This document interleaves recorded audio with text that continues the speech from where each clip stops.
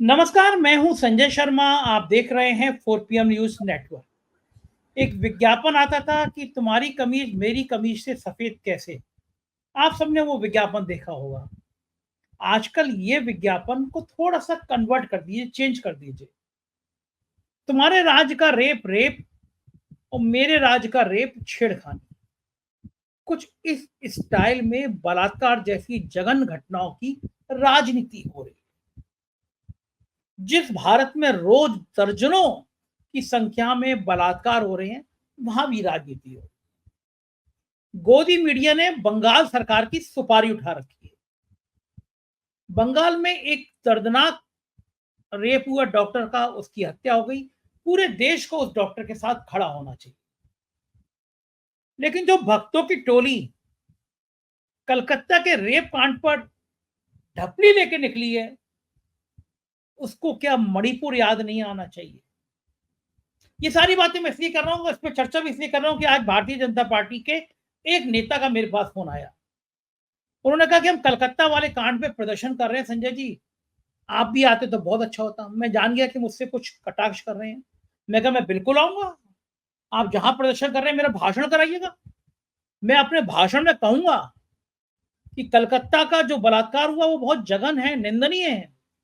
और मैं भाषण में ये भी कहूंगा कि आजादी के बाद इस देश में जो मणिपुर में हुआ उसको कभी भूला नहीं जा सकता।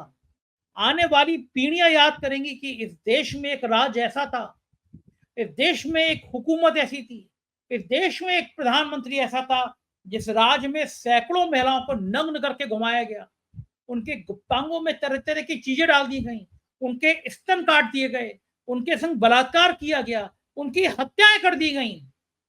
और मणिपुर का मान ही निकला प्रधानमंत्री से। आजाद भारत के ये पहले प्रधानमंत्री होंगे। देश का एक राज्य जलता रहा, जल रहा है, प्रधानमंत्री मणिपुर का मान ही बोल पाए, वहां जाने की हिम्मत नहीं करता। मैंने उस भाजपा के नेता से कहा कि आप अपने प्रदर्शन में बुलाइए। मैं कहूंगा कि बंगाल की डॉक्टर के साथ जो दर्द दिख रहा है देश को, जिन गोदी मीडिया के चैनलों को 10-10 घंटे बंगाल की डॉक्टर का रेप दिख रहा है, अच्छी बात है, इतना ही दिखाना चाहिए। लेकिन फिर 24 घंटे मणिपुर की उन महिलाओं को भी दिखाना चाहिए जिनके नंग जलूस निकाले गए, पूरी दुनिया में बदनामी। लेकिन मैंने कहा ना, तुम्हारी कमीज मेरी कमीज से सफेद कैसे। मैंने भाजपा नेताओं से कहा कि मैं जरूर पूछूंगा कि जिस दिन संसद का उद्घाटन हो रहा था उस दिन महिला खिलाड़ी को घसीटा जा रहा था दिल्ली में, देश की राजधानी में, क्योंकि वो भाजपा के एक सांसद के यौन शोषण के खिलाफ आवाज उठा रही थी। मैं जरूर पूछूंगा कि कुलदीप सेंगर जैसे विधायक भाजपा के अंदर क्यों थे जिन्होंने लड़की का रेप किया और लड़की के पिता की हत्या कर दी गई। मैं जरूर पूछूंगा कि राम रहीम जैसे गुंडे को पैरोल कैसे मिल जाती है जो महिलाओं के बलात्कार और हत्या का आरोपी है। मैं जरूर पूछूंगा कि आशाराम के आश्रम में मोदी जी डांस क्यों कर रहे थे। और मैं जरूर पूछूंगा कि देहरादून में, उत्तराखंड में उस मासूम अंकिता भंडारी की दोष क्या था जो एक गेस्ट हाउस में कुछ नेताओं के सामने पेश की जा रही थी। उसके परिजनों ने आरोप लगाया और अंकिता भंडारी के पिता को आज तक क्यों नहीं न्याय मिल सका, तमाम सवाल है। लेकिन बंगाल का दर्द मेरा और मणिपुर का दर्द तुम्हारा। देश में ये गजब खेल चल रहा है। एक संवेदनशील पत्रकार नागपुर से आते हैं, सीनियर जर्नलिस्ट हैं, बढ़िया पृष्ठभूमि पे बहुत मुखर होके बोलते हैं। मेरे दिल में दर्द था, मैंने कहा उनसे पूछूंगा। मैं मन की बात सुनता रहा, आज मुझे लगा मणिपुर का जिक्र आएगा और महिलाओं के दर्द का जिक्र आएगा।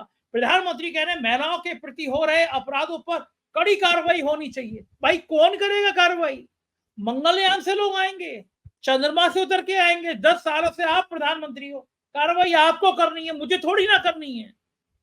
लेकिन प्रधानमंत्री को याद नहीं आता कि हमें मणिपुर पे बोलना है, हमें उत्तर प्रदेश के हाथरस पे भी बोलना था, हमें उन्नाव में उन माँ बेटियों को जल बुलडोजर के चक्कर में पेट्रोल डाल के मर गई उन पे भी बोलना था। ऐसी बातें याद नहीं आती, आनी भी नहीं चाहिए। राजनीति इसी को कहते हैं और खराब राजनीति इसी को कहते हैं। चलते हैं नागपुर, एक संवेदनशील पत्रकार सीनियर जर्नलिस्ट राजीव रंजन सिंह जी से, उनसे बात करते हैं कि क्यों होता है, देश इतना नीचे क्यों गिरता चला जा रहा है, कारण क्या है। चलिए राजीव जी के पास। उससे पहले रिक्वेस्ट आपसे एक बेहतरीन कोशिश की है हमने 4 PM म्यूजिक की। देश की कोने कोने से गरीब लोगों को, वंचित लोगों को, जो कोई रिक्शा चला रहा है, कोई ठेला लगा रहा है, कोई गाड़ी धो रहा है, बढ़िया गा रहा है, तरन्नुम में गा रहा है। 4 PM म्यूजिक पे हम ऐसे प्रतिमाओं को देखेंगे, तलाशेंगे, उनके गाने लोड करेंगे, फिर उनको मुंबई ले जाएंगे। मुंबई में बढ़िया स्टूडियो में उनका गाना रिकॉर्ड करेंगे, आपको सुनवाएंगे। ऐसी इलाहाबाद का एक गायक हमको मिला, गाड़ी धो रहा था, एक दर्शक ने भेजा, थंबनेल आ रहा हुआ स्क्रीन पे, 4 PM म्यूजिक पे जाइएगा प्लीज, 4 PM म्यूजिक ज्वाइन कीजिएगा, सब्सक्राइब करिएगा, इस आदमी के गाना सुन के इसको सराहिएगा, एक कमेंट करिएगा 4 PM म्यूजिक पे, जिससे इस नौजवान का हौसला बढ़े। बहुत जल्दी मैं इसको मुंबई ले जाऊंगा, वहां इसका गाना रिकॉर्ड करूंगा, आपको सुनवाऊंगा। ऐसे आपके अड़ोस पड़ोस में भी कोई गरीब हो, कोई पिछड़ा हो, कोई परेशान हो, गाना गा रहा हो, मुझे भेजिए, मैं उसका गाना सुनवाऊंगा। चलते हैं राजीव रंजन सिंह के पास। 4 PM न्यूज नेटवर्क में स्वागत है राजीव जी आपका। पूरे देश में कलकत्ता में हुए रेप कांड के विरोध में प्रदर्शन हो रहा है, होना भी चाहिए। अगर एक देश में कहीं पे भी बलात्कार हो तो पूरे देश को खड़ा होना चाहिए, देश को विरोध करना चाहिए। और भारत एक ऐसा देश बन गया है जहां पे रोज दर्जनों बलात्कार हो रहे हैं, अलग अलग राज्यों में हो रहे हैं। लेकिन जिस राज्य में बलात्कार होता है, उस राज्य की सरकारें, उस पार्टी की सरकारें, पार्टी के नेता कुछ नहीं बोलते। दूसरे राज्य का बलात्कार बलात्कार, हमारे राज्य का बलात्कार कुछ नहीं। ताजा घटना मैं आपको बता रहा हूं, महाराष्ट्र में 4 साल की बच्चियों के साथ बलात्कार होता है, निर्मम तरीके से रेप किया जाता है। छोटी बच्ची, 4 साल की बच्ची है, देवी कहते हैं, नवरात्रि में हम लोग पैर छूते हैं। बदलापुर की घटना, भारतीय जनता पार्टी को सांप सूंघ जाता है, प्रधानमंत्री मुंह से आवाज नहीं निकलती। कलकत्ता की घटनाओं पर देश भर में प्रदर्शन हो रहा है। इन सबसे 1000 गुना ज्यादा मणिपुर में सैकड़ों महिलाओं को नग्न घुमाया गया, उनके गुप्तांगों में तरह तरह की चीजें डाल दी गई, स्तनों के संग काट दिए गए, छेड़खानी की गई, हत्याएं कर दी गई। इस भारतीय जनता पार्टी के मुंह से मणिपुर का मान नहीं निकला। प्रधानमंत्री आज तक मणिपुर नहीं गए। इस देश में ऐसा क्यों हो रहा है और किस लिए हो रहा है? आखिर महिलाओं का सम्मान क्या पूरे देश में एक समान नहीं हो सकता? राजीव जी की यह बात आपको तकलीफ दे रही है, नहीं दे रही है? महाराष्ट्र में आखिर हाईकोर्ट जाने की जरूरत क्यों पड़ी और हाईकोर्ट ने ऐसा फैसला क्यों दिया? हम कोर्ट का सम्मान करते हैं, लेकिन सवाल तो कुछ फैसलों पे उठते ही उठते हैं। बंगाल में ऐसा फैसला क्यों नहीं आ जाता? आपका क्या कहना है? आपने बहुत सही सवाल उठाया है। और देखिए, बलात्कार, मोलेस्टेशन ये घृणित कुकृत्य हैं, मतलब ये जहां पे भी हो और जिसके भी साथ हो, ये एक हम समाज का दायित्व बनता है कि इस तरीके के कांडों के खिलाफ जो है, ये हम सब ने बुलंद आवाज उठानी चाहिए। परंतु जैसी बलात्कार जो है वो एक पॉलिटिकल टूल बन जाए, एक पॉलिटिक्स का माध्यम बन जाए, वहीं से सारी विकृतियां जो है वो जन्म लेती हैं। आप इस बात को समझिए संजय जी, हाईकोर्ट का तो कोई काम ही नहीं बनता था कि वो इस मामले में उतरकर ये निर्देश दे कि भाई आप महाराष्ट्र में बदलापुर में आप जो शिवसेना ने और बाकी इंडिया अलायंस की पार्टीज ने जो ऐलान किया था कि हम 24 अगस्त को हम जो बंद करेंगे, वो आंदोलन करेंगे, उस आंदोलन पे प्रतिबंध लगाने का कोई सवाल नहीं उठता। देखिए, आंदोलन, हड़ताल, ये सब जो है डेमोक्रेसी में प्रेशर पॉइंट्स निकालने के तरीके हैं। अगर एक प्रेशर कुकर के अंदर से आप प्रेशर नहीं निकलने देंगे, सीटी उसकी नहीं बजेगी, तो क्या होगा? वो फट जाएगा। तो एक डेमोक्रेसी, एक प्रजातंत्र के अंदर में ये सब अलग अलग टूल्स है, माध्यम है, जिसके द्वारा लोग जो है अपनी बातों को, अपने आक्रोश को निकालते हैं, व्यक्त करते हैं। अब ये आके आप इसमें कोर्ट का तो कोई काम ही नहीं बनता है।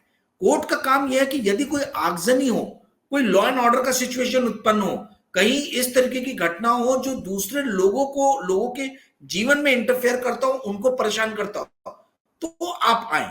परंतु यहां तो कोई सवाल नहीं, आपने तो आंदोलन होने ही नहीं दिया। और वहीं आपने सही बोला कि बंगाल के अंदर में दिन रात जो है लोग जो है निकले हुए हैं, ठीक है, यहां तक कि चीफ मिनिस्टर भी आंदोलन कर रही है, तो वहां किसी तरीके का कोई प्रतिबंध नहीं हुआ। महाराष्ट्र में क्यों नहीं किसी ने कहा कि Devendra Fadnavis go back, Devendra Fadnavis resignation दो, देवेंद्र फडणवीस आप गृह मंत्री हो, या आपकी जिम्मेदारी, आपके नाक के नीचे इस तरीके की हरकतें क्यों रही है? यही भाजपा के नेता जो है वो पश्चिम बंगाल में ममता बनर्जी से रेजिग्नेशन मांग रहे हैं, पर आपके अपने नाक के नीचे इतने अगर घृणित कार्य हो रहे हैं तो इस बात को समझिए कि यहां भी आपको आवाज उठाना चाहिए था, परंतु आपने ये आवाज उठाया नहीं। और जिस तरीके से हाईकोर्ट का इसके अंदर में इंटरफेरेंस हुआ, मुझे तो समझ में नहीं आता। मुझे तो ऐसा लग रहा है कि अब जो कोर्ट है वो भी एक एलीट के ओपिनियन, एक गवर्निंग पार्टी जो गवर्नमेंट है उसके साथ वो चली है, ठीक है? तो आप एलीट ओपिनियन के सिंथेसिस के हिसाब से काम नहीं करोगे ना, आप गवर्नमेंट का पक्ष ले लो। भाई आपका काम है डेमोक्रेसी के, आप एक स्तंभ हो, जुडिशरी जो है एक स्तंभ है, उसका काम है एग्जीक्यूटिव के ऊपर में, लेजिस्लेचर के ऊपर में निगाह रखना, पर आप उनके हिसाब से चलने लग जाओ। ये तो मैं मतलब बड़ा ही ये अजीबोगरीब, मैं पिछले 8-10 साल से ये चीज देख रहा हूं कि जिसको हम स्तंभ मानते हैं, जो अलग होना चाहिए, एक दूसरे के ऊपर नजर रखनी चाहिए, वो सब एक साथ मिलके जो है काम कर रहे हैं, और जो गवर्नमेंट है वो और स्ट्रांग होती जा रही है। तो ये तो देखिए, एक बात समझिए संजय भैया, वेस्ट बंगाल में, पश्चिम बंगाल में तो भी लोग सड़कों पे आके अपने आक्रोश को व्यक्त कर पाए, किंतु महाराष्ट्र के अंदर में तो वो भी नहीं कर पा रहे। तो ये तो डेमोक्रेसी के लिए खतरा है, ये तो फेडरल स्ट्रक्चर के लिए खतरा है, ये प्रजातंत्र के लिए खतरा है। एक तरफ एक राज्य में, आप मुझे बताइए, उन्नाव हो गया, हाथरस हो गया, यहां के मुद्दे में जनता को 4 PM के अपने प्यारे दर्शकों को सोचने के लिए एक बात दे रहा हूं कि क्या हाथरस, उन्नाव में जो, या बदलापुर में जो रेप हुए या मॉलेस्टेशन हुए, क्या वो उतने संगीन नहीं थे? ऐसा क्यों होता है कि शीला दीक्षित के शासित राज्य में निर्भया बलात्कार होता है और निर्भया जैसा बड़ा मुद्दा बन जाता है, या पश्चिम बंगाल में आरजी कार हॉस्पिटल में ये रेप होता है और मर्डर होता है, और उसके बाद में आप देखिए 2 हफ्ते से, 1 हफ्ते से मीडिया में सिर्फ यही चल रहा है। तो क्या उन्नाव, हाथरस और बदलापुर को मीडिया ने उतनी कवरेज दी है? क्या उस मुद्दे को उतने ही तरीके से पूर्ण जोर तरीके से उठाया है? यहां तो सादिक कप्पन जैसे पत्रकारों को 28 महीने के लिए जेल में ठूस दिया गया। तो एक तरफ तो आप जो है वो बलात्कार के मुद्दे को बढ़ा चढ़ाकर जो है, बलात्कार है, हत्या है, ठीक है, वहां आप ये कर रहे हो, और दूसरी तरफ आपके जो शासित प्रदेश है वहां पे आप सप्रेस कर रहे हो इस न्यूज को। तो इसका अर्थ क्या है? इसका अर्थ है कि आप एक ही मुद्दे पे लोगों में डिसकंटेंट फैला रहे हो, असंतोष फैला रहे हो। आप ये जाहिर करने की कोशिश कर रहे हो कि जो अपोजिशन पार्टी शासित राज्य हैं, विपक्षी पार्टियों द्वारा जो शासित राज्य हैं, वो अकर्मण्य है, वो इनएफिशिएंट है, वो शासन नहीं चला सकते हैं, वहां बलात्कार जैसी, हत्याएं जैसी घटनाओं को नहीं रोक सकते हैं। परंतु वही जब उनके शासित राज्यों में हो रहा है, भारतीय जनता पार्टी के शासित राज्यों में हो रहा है, तो इस तरीके की न्यूज को सप्रेस किया जा रहा है, दबाया जा रहा है, पत्रकारों को जेल में डाला जा रहा है। तो आप तो एक ऐसा खुद ही इस देश के अंदर में एक ऐसा तंत्र बना रहे हो जहां पे एक तरफ तो डेमोक्रेसी को सप्रेस किया जा रहा है, ना आंदोलन कर सकते हैं, ना पत्रकार कुछ लिख सकते हैं, पत्रकार कवर करने जाए तो उनको उठा के जेल में ठूस दिया जा रहा है, और वहीं दूसरी तरफ आपके ही पार्टी के कार्यकर्ता जो हैं सड़क पे उतर के जो है मतलब ये इश्यूज को व्यापक रूप दे रहे हैं। तो ये सोचने की जरूरत है, ये 4 PM के भी दर्शकों को सोचने की जरूरत है कि ऐसा क्यों है कि हाथरस, उन्नाव और बदलापुर में वो मीडिया कवरेज नहीं दे रही है, वो कोर्ट का इंटरफेरेंस नहीं है जो हमको निर्भया में देखने को मिला, या जो हमको आरजी कार में देखने को मिला। हर तरफ बहुत ही ज्यादा घृणित कृत्य हुए हैं, और इस घृणित कृत्य को जो है ये कोई भी सभ्य इंसान इस चीज को टॉलरेट नहीं करेगा। तो कुल मिला के मेरा कहना यह है कि बलात्कार जैसे सेंसिटिव मुद्दों को पॉलिटिकल टूल के रूप में नहीं इस्तेमाल करना चाहिए। जी संजय जी, बिल्कुल ठीक कह रहे हैं आप राजीव जी, और मैं देख रहा हूँ आज तक और एबीपी खास तौर से इन 2 चैनलों का जिक्र करूंगा, उसमें भी आज तक पे ज्यादा पूरा दिन में 10-10 घंटे केवल और केवल कलकत्ता बलात्कार कांड। ये लोग तब कहां चले गए जब मणिपुर में सैकड़ों महिलाओं की हत्या कर दी गई थी, नग्न जुलूस निकाला गया था महिलाओं का। मेरे ख्याल से आजादी के बाद, भारत की आजादी के बाद महिलाओं का के प्रति इतना बीभत्स कांड कभी नहीं हुआ होगा। तब वहां के गवर्नर ने नहीं कहा कि मुख्यमंत्री अपना नैतिक अधिकार खो चुके हैं। मुख्यमंत्री को ये करना चाहिए, मुख्यमंत्री को वो करना चाहिए, प्रधानमंत्री ने नहीं कहा। ये गोदी मीडिया के चैनल जो दिन दिन भर 8-8 घंटे दिखा रहे हैं, इन्होंने नहीं कहा। तो इन गोदी मीडिया के चैनलों को, आज तक के मालिक को, अरुण पुरी को अपने ऊपर शर्म आती होगी, नहीं आती होगी कि देश के लोग सोच रहे हैं कि तुम मणिपुर पे एक भी स्पेशल शो नहीं कर पाए, तुम्हारे काबिल एंकर और एंकरनियां मणिपुर में जा नहीं पाए, वहां स्पेशल शो नहीं कर पाए, लेकिन कलकत्ता क्यों दिखाया जा रहा है, ये बच्चे बच्चे को समझ में आ रहा है। क्या ये बात सही है कि ममता बनर्जी ने इतना दर्द दे दिया है, ममता बनर्जी ने इतनी तकलीफ दे दी है भारतीय जनता पार्टी को कि भाजपा उससे विचलित हो गई है। भाजपा को समझ नहीं आ रहा कि ममता बनर्जी का मुकाबला करें तो करें क्या। ममता के रूप में ऐसा ब्रह्मास्त्र आ गया है विपक्ष के हाथों में कि काबू नहीं कर पा रहा। तो एक घटना को लेकर ममता को इतना बदनाम कर दो। कुछ लोग तो कह रहे थे कि राष्ट्रपति शासन लगा दो वहां पे, तो राष्ट्रपति शासन महाराष्ट्र में नहीं लगेगा, मणिपुर में अभी तक नहीं लगा, प्रधानमंत्री गए नहीं। तो गोदी मीडिया के इस रुख पे आप भी मीडिया के बड़े इंपॉर्टेंट पर्सन रहे हैं, चैनलों में रहे हैं, और आपके रिपोर्ट्स ने, आपके स्टिंग ऑपरेशन में लोग काबिल लोग 100 करोड़ रुपए रिश्वत मांगने चले जाते थे, खबर आपकी होती थी। तो ये जो गोदी मीडिया के लोग हैं, इनके मालिकों को, इनको शर्म नहीं आती होगी राजीव जी? जी, आपने पुराने जख्म जो है वो कुरेद दिए। 100 करोड़ मांग के आज भी वो लोग जो है मतलब बड़े शिखर पे बैठे हुए हैं। पत्रकारिता का ये आलम हो गया है। खैर, तो कहने का सब कुछ ब्लैक एंड व्हाइट है, सब ब्लैक एंड व्हाइट है। अब सब ब्लैक एंड व्हाइट है। मेहनत करे कोई और, माल खाने कोई जाए और फिर उसके बाद में सजा हो तो फिर अपने आप को ईमानदार जो है, ईमानदारी का पार्ट आप दिखाओ और ईमानदारी का जो है पूरा का पूरा व्यू रचना अपने आसपास में वैसा रचें और ब्लैक एंड व्हाइट जैसी चीजों को प्रस्तुत करें। ये तो खेल हो गया। मीडिया का देखिए स्तर बहुत गिर गया है। और आपने जो अरुण पुरी जी की बात की, संजय भाई एक बात को समझिए, आप भी मीडिया चलाते हैं, आप एक निष्पक्ष रूप से न्यूज को प्रेजेंट करने की कोशिश करते हैं। आपके पास में कोई पॉलिटिकल एजेंडा नहीं है, आप एकदम ऑनेस्टली जो है वो लेके जा रहे हैं, एक मार्ग दिखा रहे हैं, अल्टरनेटिव मार्ग। जिस तरीके से मेन स्ट्रीम मीडिया को कब्जा कर लिया है, आप ये समझिए पिछले 10 साल में क्या हुआ है। मेन स्ट्रीम मीडिया को कब्जा कर लिया है गवर्निंग एलिट लोगों ने, जो पार्टी है उसने कब्जा कर लिया है। और अब ये गवर्नमेंट का एक्सटेंडेड आर्म हो गया है। मीडिया जो है अब ये गवर्नमेंट का एक्सटेंडेड आर्म हो गया है। आप ये समझिए भैया, किसी भी देश के मीडिया के चरित्र को देख के आप उस राष्ट्र के चरित्र को समझ सकते हो। जिस देश के मीडिया ने हथियार डाल दिया है और जो दिन भर चमचागिरी और लल्लो चप्पो में लग गया है, आप उस राष्ट्र के लोगों के चरित्र के बारे में उससे आप बहुत कुछ समझ सकते हैं और सीख सकते हैं। ठीक है, मेरा कहना यह है कि देखिए, अब जो टीवी डिबेट्स होते हैं या जो आपने बताया कि 2-3 चैनल या जितने भी चैनल जिन पे पूरे पूरे दिन चल रहा है कलकत्ता कलकत्ता, इसका कारण ये है, बहुत ध्यान से सुनेगा मेरे 4 PM के प्यारे दर्शकों, टीवी मीडिया या जो भी मीडिया है, इनके लिए आज की डेट में जो न्यूज है, जो कंटेंट है, वो एक प्रोडक्ट है। वो एक प्रोडक्ट है, वो आपको बेच रहे हैं उस प्रोडक्ट को, और उस प्रोडक्ट में वो ऐसा प्रोडक्ट बना रहे हैं कि आप हमेशा इमोशनली डिस्ट्रेस वाली सिचुएशन में रहे। आप रात में भी सोने के पहले दांत किटकिटाए, गुस्से में रहें और उस बारे में सोचते रहें। जितना आप उसके बारे में सोचोगे, जितना आप इमोशनली एंशियस रहोगे, जितना आप डिस्ट्रेस स्टेट में रहोगे, उतना ज्यादा इनके प्रोडक्ट के लिए फायदा है, उतना ज्यादा इनका प्रोडक्ट बिकेगा। ये किसी भी तरीके से आपको एक कूल और काम स्टेट ऑफ माइंड में नहीं आने देंगे।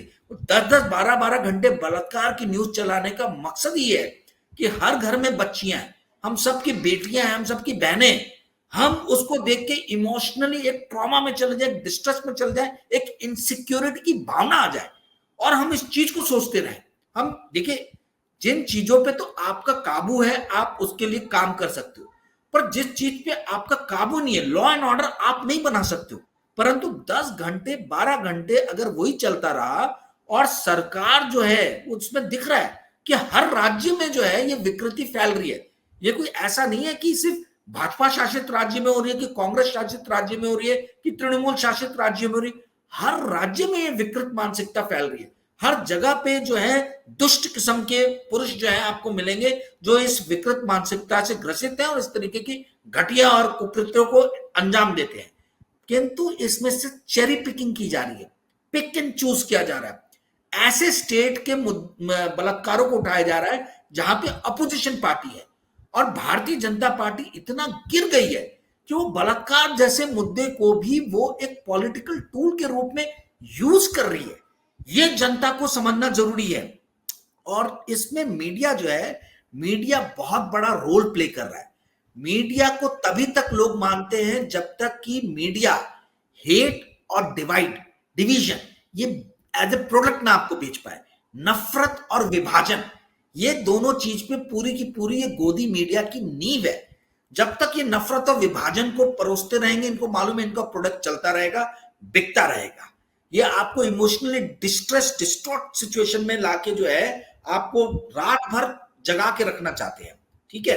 इसीलिए पहले इस्लामोफोबिया है, एक मुसलमान धर्म के प्रति एक जो है प्रपंच रचा गया, ऐसा बताया गया लव जिहाद, और कितने तरीके के सुधीर चौधरी और इस टाइप के जो एंकर हैं, इन लोगों ने कितने, वो एक नफरती चिंटू हैं, क्या मैं उनका नाम, अमन चोपड़ा, ये लोग कितने अलग अलग तरीके के ये लोग लव जिहाद की कैटेगरी और टाइप्स लेके आए, क्योंकि इनको जो है एक रावण दिखाना है। जब तक रावण नहीं रहेगा राम नहीं रहेगा। तो ये इस तरीके का जो है वो आपको अब मसाला डिवीजन और हेट्रेड का पिछले 8-10 साल से परोस रहे हैं, और अपने मालिक अंबानी के लिए पैसे कमा रहे हैं, अपने मालिकों के लिए, अरुण पुरी जी के लिए पैसे कमा रहे हैं। पहले तो इनके पास में दुश्मन थे पाकिस्तान, आईसिस, अलकायदा, कभी कभी चाइना। अब पाकिस्तान खुद ही डोल ड्रम्स में परेशान है, आईसिस और अलकायदा खत्म हो गया, चाइना को आंखें दिखाने की हिम्मत नहीं रही है। तो भाई अब कहां से दुश्मन लाए? तो ये दुश्मन आपके पास से लेके आए। इन्होंने भाई भाई को दुश्मन बना दिया। आपके देश के अंदर में ही इन्होंने दुश्मन खड़े कर दिए। इन्होंने भाजपा बनाम विपक्षी पार्टियां खड़ी कर दी हैं, इन्होंने हिंदू बनाम मुस्लिम लोग को खड़ा कर दिया है, इन्होंने उत्तर के राज्य बनाम दक्षिण के राज्य बना दिए। तो ये हर तरफ, मणिपुर में कुकी बनाम दूसरा संप्रदाय हो गया। तो इस तरीके से ये अब देश के अंदर में हेट्रेड और विभाजन, यानी नफरत और विभाजन को परोस रहे हैं। यही इनका कंटेंट है, यही इनका प्रोडक्ट है, और इसी के द्वारा जो है ये अपने मालिकों के लिए पैसा कमा के दे रहे हैं और अपनी उपस्थिति को जो है बना के रखना चाह रहे हैं। जी संजय जी, बिल्कुल ठीक कह रहे हैं राजीव जी की यही हालात हैं देश के। मैं थोड़ा पॉलिटिक्स से अलग हटके आता हूं। प्रधानमंत्री कह रहे हैं कि महिलाओं के प्रति अपराध करने वालों को कड़ा दंड मिलना चाहिए, 100 बार सोचना चाहिए। मेरी बात समझ में नहीं आई। इधर अभय जी भी ये बात कह रहे थे, 10 सालों से प्राइम मिनिस्टर आप, कड़ा दंड मिलना चाहिए, तो क्या ऊपर से भगवान आके कड़ा दंड देंगे या मैं और आप दंड देंगे? प्रधानमंत्री आप है, कौन बनाएगा ये योजना? जब दिल्ली की सड़कों पर महिलाएं खिलाड़ी घसीटी जा रही थी, भारतीय जनता पार्टी के सांसद पर यौन शोषण का आरोप लगा रही थी, तब प्रधानमंत्री को नजर नहीं आया। जिस दिन दिल्ली की संसद का उद्घाटन था, ठीक उसी दिन महिला खिलाड़ियों को सड़क पे घसीटा गया, तब प्रधानमंत्री को नहीं लगा कि महिलाओं के सम्मान की बात करनी चाहिए, महिलाओं की गरिमा की बात करनी चाहिए? उन ब्रजभूषण सिंह का बाब ही नहीं निकला प्रधानमंत्री के मुंह से। आज कह रहे हैं कि महिलाओं के प्रति अपराध करने वालों को कड़ी से कड़ी सजा मिलनी चाहिए। तो क्या राजीव, क्या लगता है वो किसकी तरफ, मंगल ग्रह के कुछ लोगों को कह रहे थे, चांद से कुछ लोगों को कह रहे थे, तो एंटीना कहाँ जा रहा था प्रधानमंत्री का? कौन सजा देगा भाई उन महिलाओं पर अपराध करने वालों को? कानून कौन बनाएगा, आप या मैं? ये बहुत ही ज्यादा जो है ना, मतलब दुर्भाग्यपूर्ण बात है कि प्रधानमंत्री, देखिए प्रधानमंत्री जी जो हैं, आई मीन वो अभी भी इस चीज से बाहर नहीं निकल पा रहे हैं। जो बोलते ना कि जवानी में आपकी जो भूमिका रहती है उसी भूमिका में आप हमेशा अपने आप को देखना चाहते हो। तो ये जो जनसंघ और जब अपोजिशन के टाइम में रहे हैं, वही मेरे ख्याल से कभी कभी उसी स्टेज में चले जाते हैं। बुढ़ापे में अक्सर ऐसा होता है इंसान के साथ में। तो ये जो है, ये भाई लॉ बनाना आपका काम है। आप जब किसान के प्रति, जो इस देश में सबसे बड़ी आबादी के लोग हैं, उनके खिलाफ आप 3 नियम कानून लेके आ जाते हो, तो आपको इतने विभत्स कुकृत्य करने वाले जो लोग हैं, इनके खिलाफ तो 2 मिनट के अंदर कानून बन जाना चाहिए। भाई आपके मेरे जैसे यूट्यूब पे आके विचारों को रखने वाले जो लोग हैं, विश्लेषण करने वाले लोग हैं, उनके मुंह को बंद करने के लिए तो कानून तुरंत लेके आ गए। ठीक है, वो बात अलग है कि अपोजिशन बहुत ज्यादा स्ट्रांग है तो पीछे हट गए, मेरे से, आपसे, हमारे जैसे पत्रकारों से ही बहुत अपोजिशन मिला। तो इस पे तो हर किसी की सहमति है। ममता बनर्जी वही तो कह रही है, राहुल गांधी वही तो कह रहे हैं, अखिलेश यादव वही तो कह रहे हैं कि भाई आप कानून बनाइए, आप पहल कीजिए और हम आपका साथ देंगे इस पे। तो किस बात की देरी है, आप क्यों नहीं कर रहे? मुझे एक बात समझ में नहीं आती संजय भैया कि कलकत्ता में ये उठ के जा रहे हैं और वहां के चीज पे टीका टिप्पणी कर रहे हैं, पर वहीं प्रज्वल रेवन्ना जिसके इतने सारे वीडियो टेप्स आ गए, इतने विभत्स कुकृत्य करते हुए, वो प्रज्वल रेवन्ना के ऊपर में अभी तक क्यों नहीं एक्शन लेके उसको जो है 15 दिन 1 महीना जो भी ये बोल रहे हैं कि 1 महीने के अंदर में सजा हो जानी चाहिए, फांसी हो जाना चाहिए, ये हो जाना चाहिए, फलाना हो जाना चाहिए, ठिकाना हो जाना चाहिए। भाई वो प्रज्वल रेवन्ना के लिए तो आप वोट मांगने गए? क्या आपको इंटेलिजेंस ब्यूरो ने इंफॉर्मेशन नहीं दिया था? क्या आपके पास में आपके इंटेलिजेंस की ये जानकारी नहीं थी कि ये आदमी सीरियल ऑफेंडर है, हैबिचुअल ऑफेंडर है, इसके ऊपर में इतनी ज्यादा औरतों ने संगीन संगीन आरोप लगाए? तो ये तो आपके सीधे सीधे दिख रहे हैं कि आपकी मतलब your action and your words are not matching. आपकी कथनी और करनी में अंतर है। आप कहते कुछ और करते कुछ और हैं। और ये सिर्फ मोदी जी की बात क्या है, आई मीन आप ये समझिए बीजेपी भी नहीं कर रही, सरकार भी नहीं कर रही। एक चीज इस देश के लोगों को समझने की जरूरत है कि Modi is not BJP, BJP is not government and government is not India. ये हर बार जो ये लॉजिक लेके आते हैं कि भाई किसी ने भी मोदी जी के बारे में या भाजपा के बारे में या सरकार के बारे में किसी भी तरीके की क्रिटिसिज्म की, तो उसको आप एक तरीके से जो है कटघरे में खड़ा कर देते हैं और ये कहते हैं कि ये आदमी देश विरोधी है।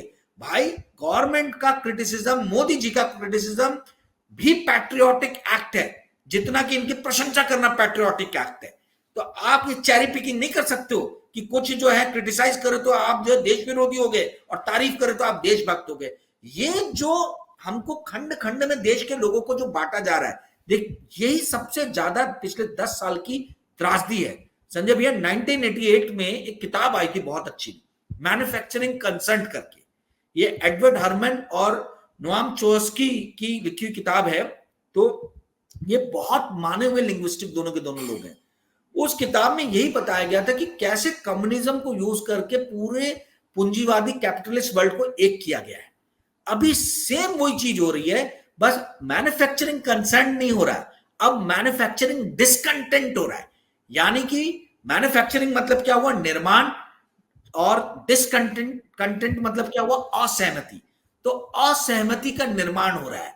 ये जिस तरीके से असंतोष का निर्माण किया जा रहा है, असहमति का निर्माण किया जा रहा है, इसमें मीडिया बहुत मुख्य भूमिका निभा रही है। और नरेंद्र मोदी जी खुद अग्रणी है, वो खुद टॉर्च बेरर है। वो देश के अंदर में एक असंतोष का निर्माण करना चाह रहे हैं, क्योंकि उनको मालूम है कि जब तक विभाजन नहीं रहेगा, जब तक नफरत नहीं रहेगी, जब तक असंतोष नहीं रहेगा, इस देश के ऊपर में रूल करना बहुत डिफिकल्ट रहेगा। और दुख की बात है कि मीडिया इस चीज को नहीं समझ पा रही है, लोग, जनता इस चीज को नहीं समझ पा रहे। जिस दिन ये समझ में आ जाएगा उस दिन पर्दाफाश हो जाएगा, लोग मीडिया देखना बंद कर देंगे, जो so called main stream media है। और ये नरेंद्र मोदी जी के जो भाषण है, वो भाषण से भाषण ही रह जाएंगे, उसके ऊपर कोई व्यक्ति विश्वास करना बंद कर देगा। जी संजय भाई, आपने भाषण याद दिलाया तो आज मन की बात आई थी, पता नहीं आपने सुनी या नहीं सुनी मन की बात। मैं जो हूँ, मैं अपने मित्र का गया पक्के, उनको पहले 2014 में मोदी जी भगवान विष्णु लगाते थे। मैंने उसी समय में कहा तो मन की बात आ रही होगी, बोले रहने दो, हम और आपके मन की बात कर ले। मध्यम वर्गीय परिवार की कमर तोड़ के रख दी है। मध्यम वर्गीय परिवार में आते थे वो। जो हाल है मध्यम वर्गीय परिवार का, वो बहुत दर्दनाक है। आपने सुनी या नहीं सुनी मन की बात? नहीं, मैंने मन की बात कभी नहीं सुनी, क्योंकि आप एक बात समझिए, इस देश में मन की बात तो होती नहीं है ना। कम्युनिकेशन के, आप भी स्टूडेंट है, मैं भी स्टूडेंट हूं। कम्युनिकेशन 2 साइडेड रहता है, कम्युनिकेशन कभी भी 1 वे नहीं रहता है। आप देखिए नरेंद्र मोदी जी ने हमेशा 1 साइडेड इंफॉर्मेशन फेंकी है, ना प्रेस कॉन्फ्रेंस किया, ना कुछ किया। और जो इनके इंटरव्यूज भी होते हैं, वो भी मैन्युफैक्चर्ड रहते हैं। क्वेश्चन दिए जाते हैं पत्रकारों को पहले, उसके बाद में आंसर्स बनाए जाते हैं, और उसके बाद में वो पूरा कोरियोग्राफ किया जाता है। भाई इस देश में मन की बात में जो भी मुद्दे उठाए जा रहे हैं, क्या वो इस देश के मुद्दे हैं? देश का मुद्दा क्या है? सामाजिक समरसता इस देश का मुद्दा है। बढ़ता हुआ आर्थिक जो दरार है, जो खाई है, वो इस देश का मुद्दा है। बढ़ती हुई अनएम्प्लॉयमेंट, बेरोजगारी जो है, वो इस देश का मुद्दा है। बढ़ती हुई जॉब इनसिक्योरिटी जो है लोगों के अंदर में, वो इस देश का मुद्दा है। ये जो बड़े बड़े कॉर्पोरेट्स इस देश को एक मतलब कुछ कॉर्पोरेट्स बढ़ के पूरे इस देश के संसाधनों पे जो कब्जा कर रहे हैं, वो एक मुद्दा है। पर्यावरण किस तरीके से तहस नहस किया जा रहा है, वो एक मुद्दा है। तो आज तक हो गया या एबीपी हो गया या जितने दुनिया भर के तमाम चैनल हैं, संजय भैया कौन से चैनल के ऊपर में आपने इन चीजों के ऊपर में बहस जो है वो सुनी होगी कि आर्थिक विषमता क्यों बढ़ रही है या अनएम्प्लॉयमेंट क्यों बढ़ रही है, ये जॉबलेस ग्रोथ का क्या अर्थ है? इस देश में 8% 9% की आप ग्रोथ बता दो, 7% की, भाई मेरे घर में मेरा बच्चा अनएम्प्लॉयड बैठा हुआ है, वो ग्रोथ का मैं क्या करूंगा? तो ये जो मन की बातों में बातें की जा रही हैं, ये प्रोपेगेंडा का एक टूल है, एक प्रोपेगेंडा का टूल है। ये मन की बात जो है, ये भी थॉट जो है, ये सारी चीजें जो है ना, ये कॉपी कट पेस्ट की गई है अमेरिका से, क्योंकि इनकी जो पीआर एजेंसी है, जो प्रधानमंत्री जी की और जो भाजपा को जो गाइड करती है, वो सब न्यूयॉर्क में बैठी, वॉशिंगटन में बैठी पीआर एजेंसी है। तो वो जो वहां करते हैं, वही चीज को उठा के यहां ले आते हैं। अभी आप देखिए, आज तक या इंडिया टुडे ग्रुप जो है, इतना मतलब क्या बोला जाए, घटिया एक मूड ऑफ द नेशन करके कहलाता है। इसमें एक एक्सेप्टेबिलिटी फैक्टर है। अब आप मुझे बताइए, मुझे तो हंसी आ रही थी, अभय दुबे जी ने बताया कि क्या अभी इसके अंदर में हुआ है, राहुल गांधी का 11% से 22% एक्सेप्टेबिलिटी फैक्टर बढ़ गया। अब आप बताइए, कांग्रेस की 50 से 52 सीट 100 सीट होगी, डबल होगी, तो आप एक्सेप्टेबिलिटी फैक्टर भी डबल कर दो, तो उसमें क्या है? मतलब इसके ऊपर में आप लाखों करोड़ों रुपए खर्च कर रहे हो, जो बैठ के रूम के अंदर में जो रिपोर्ट तैयार हो सकती है। और ये रिपोर्ट किसने तैयार की है? मूड ऑफ द नेशन कौन करता है? वो आरएसएस के जो करीबी रहे नानाजी देशमुख, उनके रिश्तेदार जो दुबई में बैठते हैं, वो करते हैं ये मूड ऑफ द नेशन का जो है पूरा का पूरा खोज। और वो ऐसा खोज करते कि मैं घर में बैठ के वो रिपोर्ट लिख सकता हूं। इसके ऊपर में आज तक लाखों करोड़ों रुपए आज तक और इंडिया टुडे ग्रुप क्यों खर्च करता है, मुझे समझ में नहीं आ रही है। ये इसलिए करता है क्योंकि ये प्रोपेगेंडा के टूल मुझे लगते हैं। आप बताइए, मोदी जी का ग्राफ गिरा, अरे कोई भी बोलेगा भाई 303 से 240 पे आ गए आप, तो आपका ग्राफ तो गिरना तय है। यहां पे सीट डबल हो गई, तो आपने बता दिया 11% से 22% हो गया। तो इस तरीके की बातों का कोई अर्थ नहीं बनता, पहली चीज। दूसरी चीज जो सबसे इंपॉर्टेंट है, वो ये है कि ये जितने भी सर्वे हैं, इन सारे सर्वे के माध्यम में आप देखोगे, केंद्र बिंदु में आप देखोगे, तो वो कहीं ना कहीं से भारतीय जनता पार्टी या नरेंद्र मोदी के प्रोपेगेंडा का आपको एक ना एक वो उसके अंदर में एक पुट नजर आ जाएगा। आप किसी भी उसके अंदर, आज भी राहुल गांधी 22% पे ही है और नरेंद्र मोदी 50% के आसपास में। यह हास्यास्पद है। नरेंद्र मोदी इस देश के कई राज्यों में जा नहीं रहे भय के मारे। राहुल गांधी कोई किसी को साथ नहीं ले रहे, हर जगह घूम रहे, यहां तक कि अखिलेश यादव जो है घूम रहे। आई मीन एक्सेप्टेबिलिटी फैक्टर जैसा आप एक कॉन्सेप्ट लेके आ रहे हो जो अमेरिका में चल सकता है, क्योंकि वहां पूरा देश अंग्रेजी बोलता है, वहां की पूरी जो वहां बहुत ज्यादा विषमताएं नहीं है। यहाँ तो हर 6 कोस पे बोली बदल जाती है, यहाँ खान पान बदल जाती है, यहाँ लोगों के सोचने रहने का तरीका बहुत अलग है। यहाँ पे एक्सेप्टेबिलिटी फैक्टर नाम का जो चीज है, ये डिटरमाइन कर पाना इट्स वेरी वेरी डिफिकल्ट। मैं खुद मैथ्स का स्टूडेंट रहा हूं, मैंने ग्रेजुएशन किया है मैथ्स में। कैलकुलस मतलब आप कितने भी कैलकुलस की टेक्निक लगा लो, it is very difficult to find out acceptability factor in a country which is so diverse. India जैसा जो कंट्री है जहां इतनी सारी अलग अलग चीजें हैं, वहां पे आप किस तरीके से आप मूड ऑफ द नेशन, चलो मूड ऑफ द नेशन तो समझ भी लिया, पर एक्सेप्टेबिलिटी फैक्टर आप फाइंड आउट नहीं कर सकते हो। यानी ये पूरा प्रपंच है, प्रोपेगेंडा है, और प्रोपेगेंडा को करने के लिए उसको बड़े फैंसी नेम दिए जाते हैं, और उसको आपके पास में मीडिया है, माध्यम है, प्लेटफॉर्म है, आप उसको प्रोपेगेंडा को फैलाते हो। यही गेम चल रहा है, ये जनता को समझने की जरूरत है।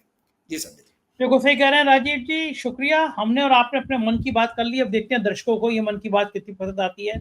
शुक्रिया, आपने समय दिया, थैंक यू। तो ये जो राजीव रंजन जी और कितने बेखौफ होके ये बात कर रहे थे, कितने बेखौफ होके अपनी बात सुना रहे थे, मुझको यकीन है ये बातचीत आपको पसंद आई होगी। चैनल को ज्वाइन और सब्सक्राइब करना ना भूलें। बहुत बहुत शुक्रिया, थैंक यू।